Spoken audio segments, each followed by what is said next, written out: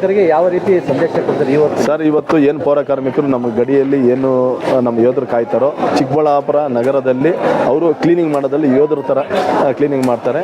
ಈಗ ಡಾಕ್ಟರ್ಸು ರೋಗ ಬಂದ ಮೇಲೆ ಅವರು ಚಿಕಿತ್ಸೆ ಕೊಡ್ತಾರೆ.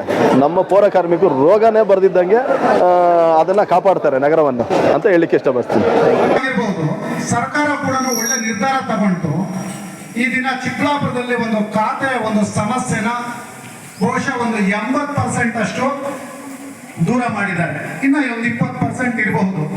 ಅದು ಕೂಡ ಒಳ್ಳೆ ಅಧಿಕಾರಿಗಳಿದ್ದಾರೆ, ಒಳ್ಳೆ ಪೌರ ಕಾರ್ಮಿಕರಿದ್ದಾರೆ.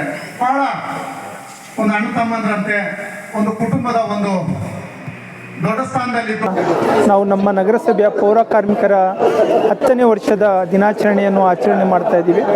ಪ್ರತಿ ವರ್ಷ ನಮ್ಮ ನಗರಸಭೆ ವ್ಯಾಪ್ತಿಯಲ್ಲಿ ಕಚೇರಿ ಹತ್ರ ಆಚರಣೆ ಮಾಡ್ತಾ ಇದ್ದು, ಈ ಸರಿ ವಿಶೇಷವಾಗಿ ನಾವು ಈ ಒಂದು ನಂದಿ ಪರಿಸರದಲ್ಲಿ ಈ ಒಂದು ಕಾರ್ಯಕ್ರಮವನ್ನು ಹಮ್ಮಿಕೊಂಡಿದ್ದೇವೆ. ಇದಕ್ಕೆ ನಮ್ಮ ಎಲ್ಲ ಸಿಬ್ಬಂದಿಗಳು ಇಲ್ಲಿ ಆಗಮಿಸಿದ್ದಾರೆ. ಸಾಕಷ್ಟು ಕಾರ್ಯಕ್ರಮಗಳು, ಆಕ್ಟಿವಿಟೀಸ್ ಮತ್ತು ಗೇಮಿಂಗ್ ಎಲ್ಲ ಇದ್ದು ಎಲ್ಲ ಆಟವನ್ನು ಸಹ ಎಲ್ಲ ಆಡಿದ್ದಾರೆ. ಯಾಕಂತ ಹೇಳಿದರೆ ಪೌರ ಕಾರ್ಮಿಕರು ಅವರ ಕಾರ್ಯ ಏನಂತ ಎಲ್ಲರಿಗೂ ನಮಗೆಲ್ಲ ತಿಳಿದಿದೆ. ಅತ್ಯಂತ ಮಹತ್ವವಾದ ಕಾರ್ಯವನ್ನು ಅವರು ಪ್ರತಿದಿನ ನಿರ್ವಹಿಸ್ತಾರೆ.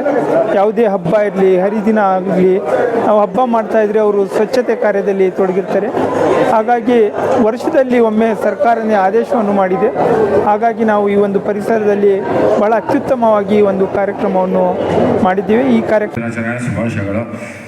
ಕಸ ವಿಲೇವಾರಿ ತುಂಬ ಚೆನ್ನಾಗಿ ಮಾಡ್ತಾ ಇದ್ದೀರಾ. ಆದರೂ ಜನ ಜಾಸ್ತಿ ಕಸನೇ ಆಗ್ತಾ ಇದ್ದಾರೆ. ನಾನು ನೋಡಿದಾಗೆ ಬಂದೆ, ನಮ್ಮ ನಗರಸಭೆಯವರು ಯಾರೋ ಈ ಗೌರ್ಮೆಂಟ್ ಹಾಸ್ಪಿಟ್ಲ್ ಮುಂದೆ ನನ್ನ ಮುಂದೆ ಕವರ್ ಪೀಸ್ ಆಗ್ತಾ ಇದ್ದಾರೆ. ನಮ್ಮ ನಗರಸಭೆಯವರ ಹೆಸರು ಬೇಡ. ಆಮೇಲೆ ಕೇಳಿದ್ದಕ್ಕೆ ಅವರು ಇಲ್ಲ ಸಾರಿ ಅಣ್ಣ ಅಂತ ಹೇಳಿ ಇನ್ನೊಂದು ಸಲ ಹಾಕೋದಿಲ್ಲ ಅಂತ ಅವರೇ ನನ್ನ ಮುಂದೆ ಹೇಳ್ಬಿಟ್ಟು ಹೋಗಿದ್ದಾರೆ.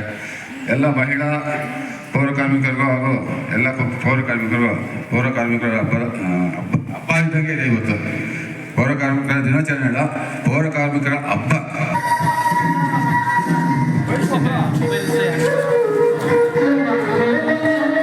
ಸಭೆಯಲ್ಲಿ ನಮ್ಮ ಪೌರ ಕಾರ್ಮಿಕರಂದರೆ ನಮ್ಮ ನಗರಸಭೆ ಅಂದರೆ ಪೌರ ಕಾರ್ಮಿಕರು. ನಮ್ಮ ಮೊದಲನೇ ಪ್ರತಿದಿನ ಬೆಳಿಗ್ಗೆ 5:30-6 ಗಂಟೆಗೆ ಅವರೇನು ಸ್ಟಾರ್ಟ್ ಮಾಡ್ತಾರೆ ಕೆಲಸ ಅಂದರೆ ಅವರೊಬ್ಬರೇ.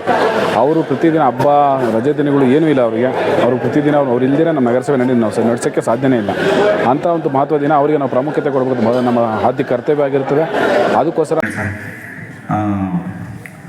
ಔಟ್ಸೋರ್ಸಲ್ಲಿರೋ ಅಂಥವ್ರಿಗೆ ಏನಾದರೂ ಒಂದು ವಸತಿ ಒಂದು ಏನಾದರೂ ನೀವೆಲ್ಲ ಸೇರಿ ಮಾಡಿಕೊಟ್ರೆ ಚೆನ್ನಾಗಿರುತ್ತೆ.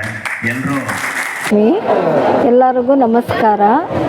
ಇವತ್ತು ಈ ಚಿಕ್ಕಬಳ್ಳಾಪುರ ಈ ಥರ ಐತೆ ಅಂದರೆ ನಮ್ಮ ಹೆಲ್ತ್ ಇನ್ಸ್ಪೆಕ್ಟ್ರು ಮೇಡಮ್ ರೇಖಾ ಮೇಡಮ್, ಮುತ್ತಾ ಮೇಡಮ್, ಮುರಳಿ ಸರ್ ಮತ್ತು ಕಮಿಷನರ್ ಸಾಹೇಬರು, ಇಂಜಿನಿಯರ್ ಸಾಹೇಬರು ಜಾಸ್ತಿ ಇಂಪಾರ್ಟೆನ್ಸ್ ಅಂದರೆ ನಮ್ಮ ಕೆಲಸದಲ್ಲಿ ನಮ್ಗೆ ಇಂಪಾರ್ಟೆನ್ಸ್ ಕೊಡ್ತಾರೆ. ಎಲ್ಲದಕ್ಕಿಂತ ಹೆಚ್ಚು ನಮಗೆ ಕೊಡ್ತಾರೆ.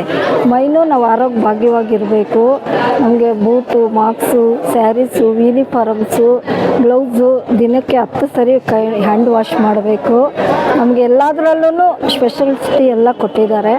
ಮೈನ್ ಇವಾಗ ಏನು ಬೇಕಂದ್ರೆ ಪರ್ಮನೆಂಟ್ ಆಗಬೇಕು ನಮ್ಮ ಸಾರವ್ರ ಕಡೆಯಿಂದನೇ.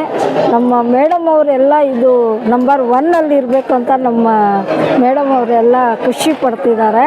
ಹಾಗಾಗಿ ಅವ್ರು ಯಾವ ಥರ ನಡ್ಕೊಳಕ್ಕೆ ಇಷ್ಟಪಡ್ತಾರೋ ನಾವು ಅದೇ ಥರ ರೀತಿಯಿಂದನೇ ನಡ್ಕೋಬೇಕು. ಅವ್ರ ಗೌರವ ತರಬೇಕಂದ್ರೆ ನಾವು ಚೆನ್ನಾಗಿರಬೇಕು, ಅವರಿಂದ ನಾವು ಚೆನ್ನಾಗಿದ್ದೀವಿ, ನಮ್ಮಿಂದ ಅವರು ಚೆನ್ನಾಗಿರಬೇಕು. ಅದು ನಮಗೆ ತುಂಬ